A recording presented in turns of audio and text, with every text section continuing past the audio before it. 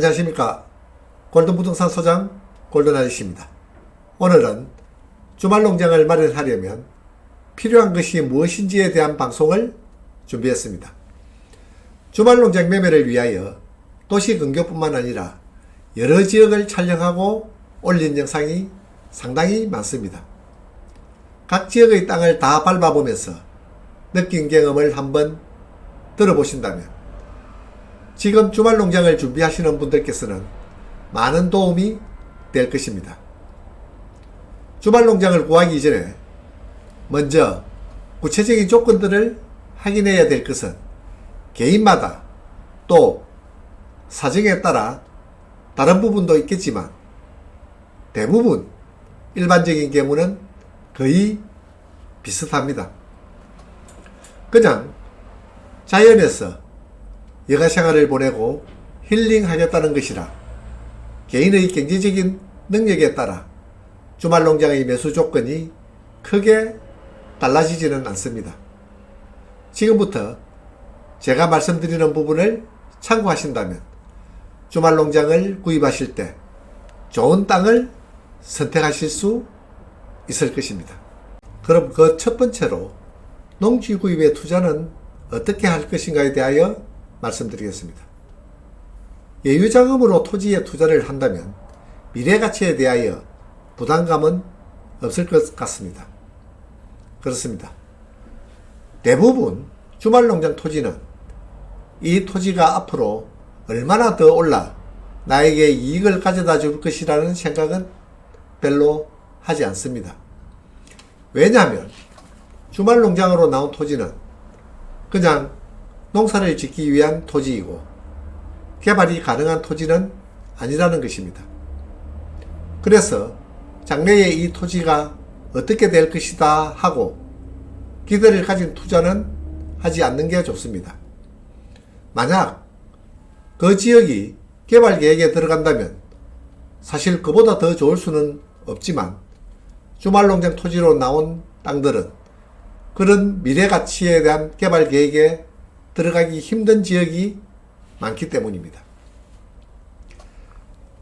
토지 매입 가격은 지역과 위치 그리고 지역 지구에 따라 가격 차이는 있을 것입니다.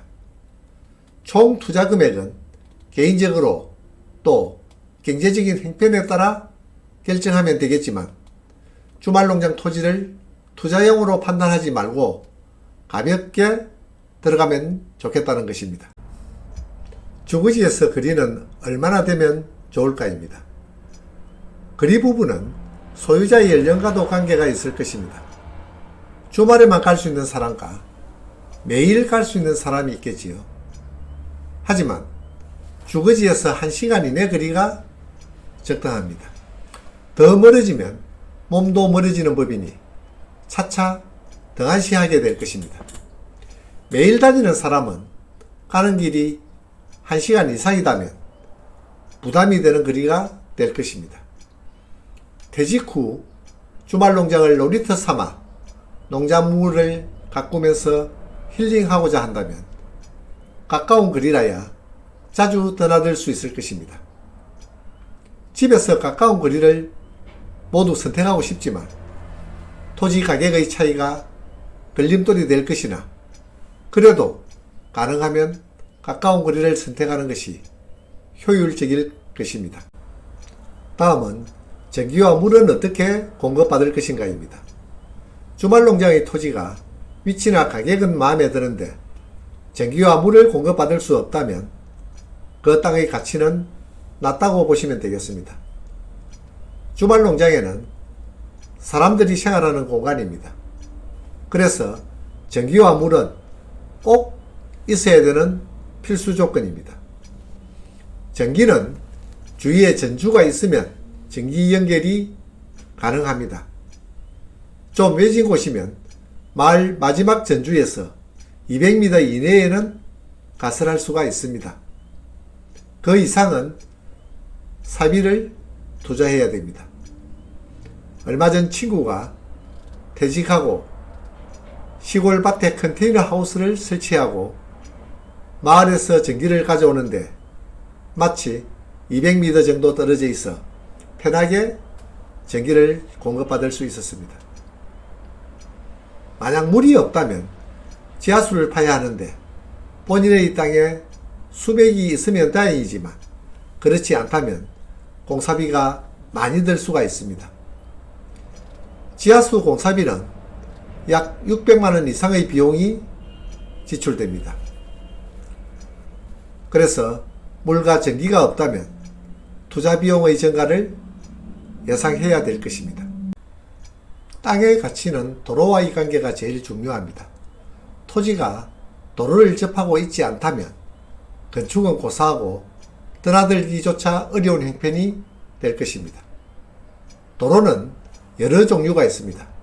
개발할 때 꼭 필요한 지적도상 도로와 동네에서 다니는 해낭도로, 그리고 개인이 만들어 놓은 사도 등 여러 도로가 있지만 우리가 구입하는 주말농장 토지 중에는 해낭도로가 많다고 보시면 됩니다. 해낭도로는 대부분이 사도이기 때문에 도로의 소유자를 필히 확인해 볼 필요가 있습니다. 사도 소유자와 후일 분쟁이 생길 때 주의토지 통행권을 행사할 수 있는지 확인해 볼 필요가 있습니다. 내 토지와 접하는 도로가 어떤 도로인지 꼭 확인해야 하고 지적도상 도로를 접하지 않을 때 상당한 애로사항이 있을 수 있습니다. 그래서 토지는 도로를 접하고 있어야 그 가치를 발휘할 수 있습니다. 토지를 볼 때 토지 형태와 방향도 중요합니다. 우선 토지의 모양새입니다. 제일 좋은 모양은 장방형이나 정방형이지만 시골의 밭이나 경지 정리를 하지 않는 논들은 제각각 생긴 대로입니다. 그렇게 나쁜 형태가 아니면 괜찮지만 언덕이 높다거나 비탈의 경사가 심하고 농사 짓는데 불편함이 많은 토지는 피해야 되겠지요. 사용하는데 불편한 부분이 있을 것 같다면 피하는 것이 좋고, 방향은 따뜻한 남향에 위치하고 있다면 참 좋을 것입니다. 그리고 주말 농장의 면적은 어느 정도가 적당하겠습니까? 주말 농장을 가꾸기 위한 면적은 너무 넓지 않는 것이 좋을 것입니다. 평수가 넓으면 초기 투자 비용도 많이 들고 그 면적을 다 이용하려면 하다 보면 힘들어집니다. 넓은 면적을 구입하면 많은 농작물을 재배해야 되고 그래서 힘들어하는 경우를 종종 볼 수 있습니다. 농장의 면적은 150평에서 200평 정도가 제일 적당할 것입니다. 작은 농막이나 컨테이너를 두면 둘레 면적을 제외하고 100평에서 150평 정도 농작물을 가꾸면서 소일거리로 지낸다면 좋은 시간을 보낼 수 있을 것입니다. 평수가 넓으면 자연히 일을 많이 하게 됩니다. 그런데 그 수확이 돈이 되지 않고 몸만 피곤하게 된다는 사실입니다. 주말 농장은 쉼터가 있어야 합니다. 주말 농장에서 생활하려면 쉴 곳이 있어야 되겠지요. 그래서 농막이나 컨테이너 하우스 또는 하우스 농막을 많이 이용합니다. 건축법의 제촉을 받지 않아 설치가 가능하지만 지역에 따라 까다롭게 단속하는 곳도 있습니다.